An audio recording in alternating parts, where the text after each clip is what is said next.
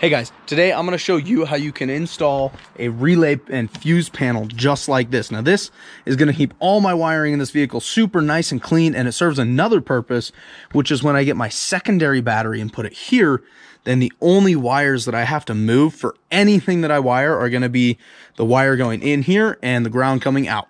That's all I have to do, and then my secondary battery and everything connected to it will be right here.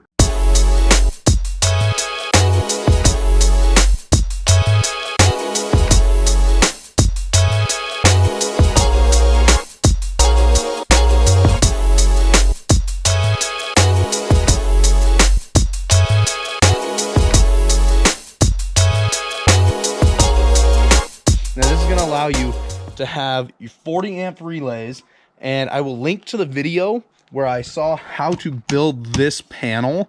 It's a really great video. The guy does a really good job, and I will link to that in the description.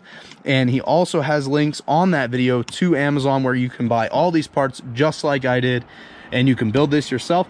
And this video is installing it into the vehicle with this 300 amp breaker over here, which is going to allow you to shut off everything that's connected to that panel so you can work on it without disconnecting your battery terminal.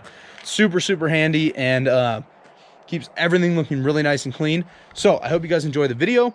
If you do, like it if you like it, and subscribe if you want to see more stuff. And yeah, I'll link to that video if you guys want to see how you can build that. So enjoy the video on how to install this, or if you're looking to install something like this, this will work as well. And enjoy the video. It's gonna be awesome. Let's get to it. So I have 5 relays, and they're connected to the fuse block with 5 open fuses. So I'm going to wire my power into here. There's a little bolt there. Wire my power into here. My ground goes out right here. And then I have my white wires here go to switches. And those switches correspond to the relays, which turn power on and off to these blue wires, which they'll go out to either my light or whatever I'm trying to power. And that's what those blue wires will go to. So it makes it really easy just to connect the wire in here. They'll go right down in here. This won't be getting in the way. And then this actually fits right here on top of the TRD Pro air, cold air intake. And as you can see, it is muddy in here.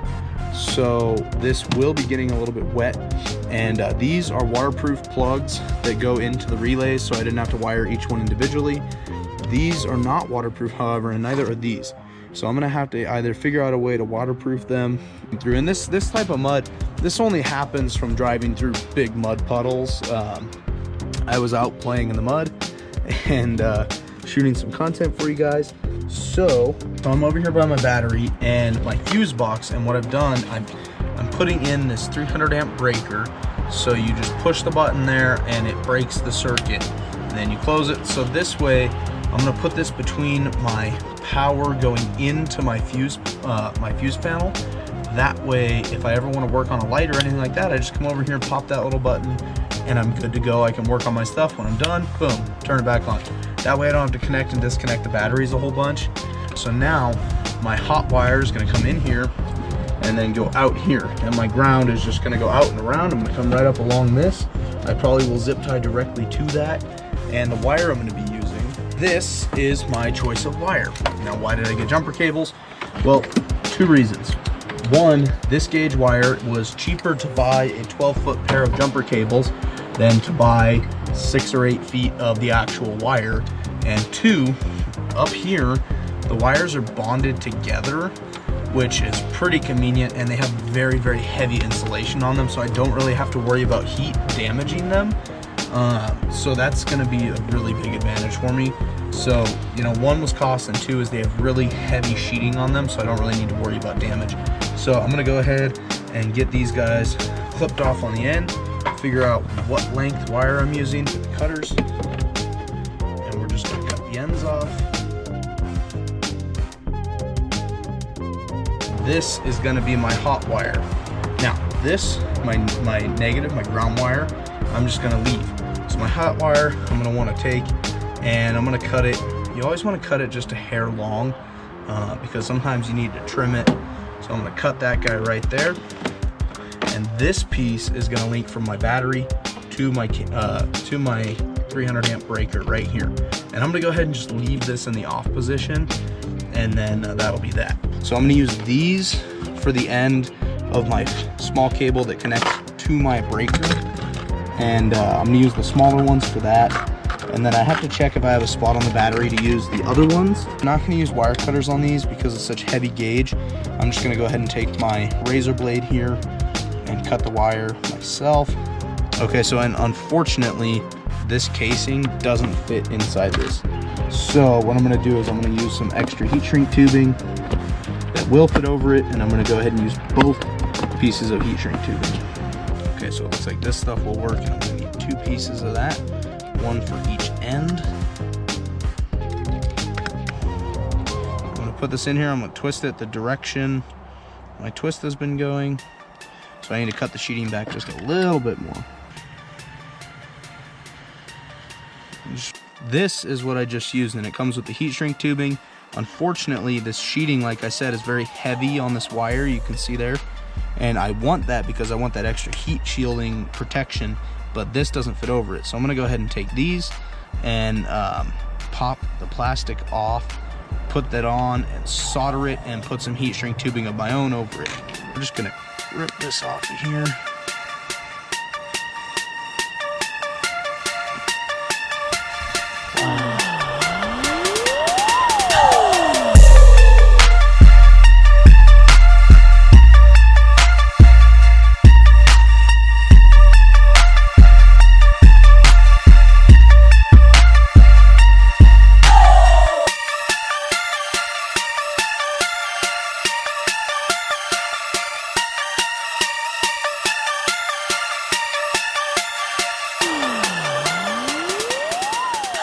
If you haven't soldered before, it's very, very simple.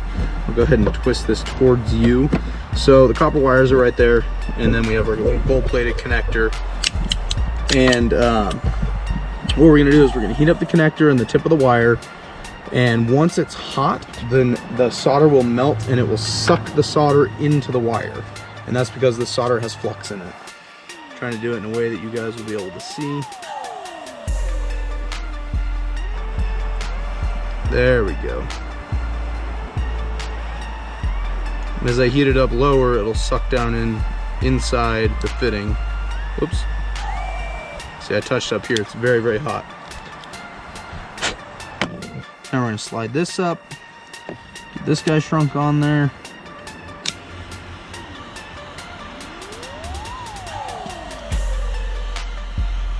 And if you're using a torch to shrink these, you want to be careful because it's really easy to burn them. Now that little piece of wire is ready.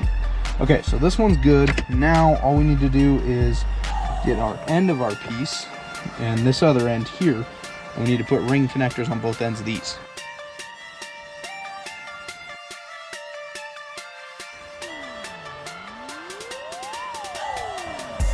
And I'm gonna go ahead and attach my cables to this.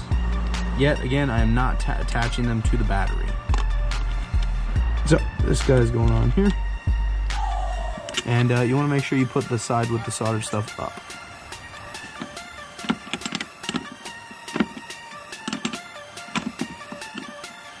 We have this, which is going to our negative terminal, just setting here. So now the next thing to do is to figure out about how much wire we're gonna need and then cut it long, remember, because we always cut it long. In this wedge spot right under there, wedge it in here. We're pretty much gonna use the entire piece. So I'm just gonna go ahead and cut these ends off here and then zip tie them together so they're together. Whoops, don't lose your clamp in your engine compartment. We can go ahead and feed this wire through everywhere we need it to go through. So for starters, we're gonna be going underneath and behind this solenoid. I'm gonna go down underneath this bracket. So we're gonna get it started with that.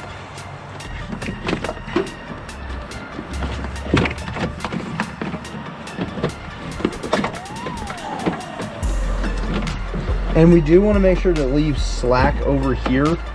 I'll leave some slack down in this hole because we want to be able to take this cover off and move it when I need to get the stuff there. I'm going to put my first zip tie up here. And we're just gonna zip tie it along that piece right there. And that piece is held in with these plastic things that have zip ties on them. So it's all zip tied. And I'm fine with that.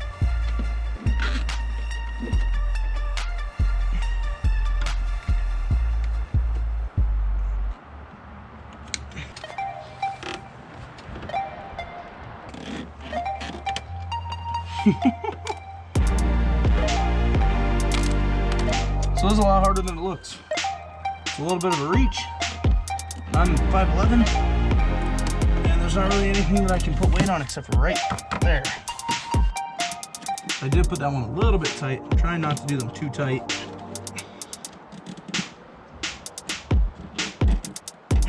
I have to fish it through. There we go.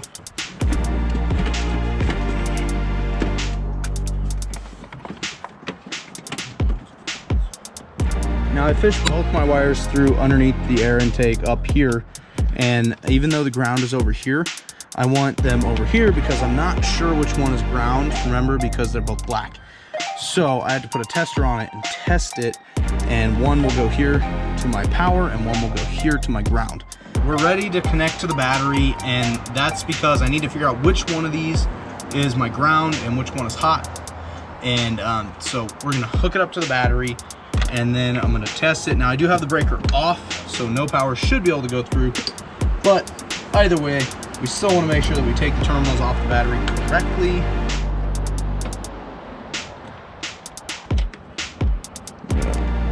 Ground ourselves.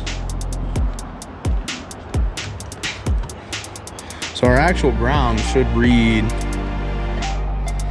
something. If I touch something with electricity in it, then I'll know which one's the ground, because the positive is not actually connected right now. So what has electricity going through it? I'm gonna go turn the ignition on. With the ignition on, then I'm grounded here. So if this wire is my ground, then I'll get a reading. If it's not my ground, then I won't get a reading on something with electricity going through it. My headlight is right here. This is my headlight. So that means that if I poke in here into the hot wire,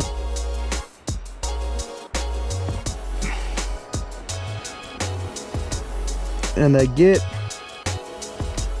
no reading, okay, see, I'm getting a reading. So that means that that must be my ground. So if I switch my ground over there, I'm not grounded.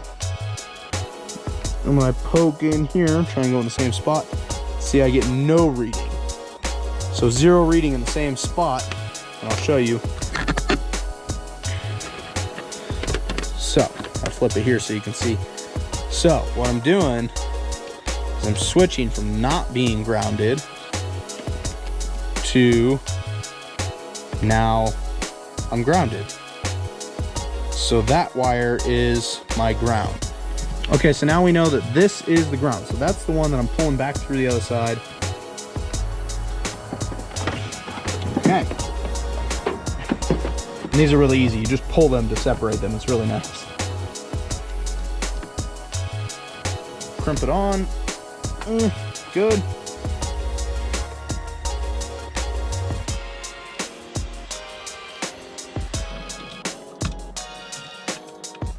I'm actually gonna make sure this comes out to the side a little bit. That way it just doesn't ever get in the way of my screw here. And again, leaving extra space. I can only put it so far out to the side because I do have this little case that goes on there. Our hot power is good. Now, we must do our connection over here. Hey, what's up, guys? Okay, so my battery died, and I don't know exactly where you guys missed out or left off, but I believe it was where I was soldering this ground wire. So you can see right there, I soldered it to all my ground here with a little butt splice connector and some heat shrink tubing, and then I zip tied everything up nice and solid. Now I have enough room. This is zip tied to the plastic, so when I take this whole thing off, I can take it all off and move it around. This is zip tied relatively close, but I can move it over here a lot this way. There's a lot of freedom here. I got lots of slack under there. I zip tied all the wires in there. Zip tied all the wire all the way along and down under there. Now I got my breaker, and I can leave it on if I want, or I can turn it off. I'm gonna leave it off because there's nothing connected to it, so there's no point in having it on. And yeah, got all my connections. Everything's good. Everything checks out. Now it'll be super, super easy for me to wire in extra stuff. And I have these 5 open terminals right here for if I want to put just something that only needs a fuse and no relay. So these are 40 amp relays for bigger stuff, like big light bars or other stuff, multiple lights or other things like that. And then these are for just easy, simple little stuff. And this is just gonna make it super, super simple and super nice and clean. I mean, look how clean that looks. And I may make a cover for it, maybe not. I probably will, because look how muddy it is in here. And yeah, that's that.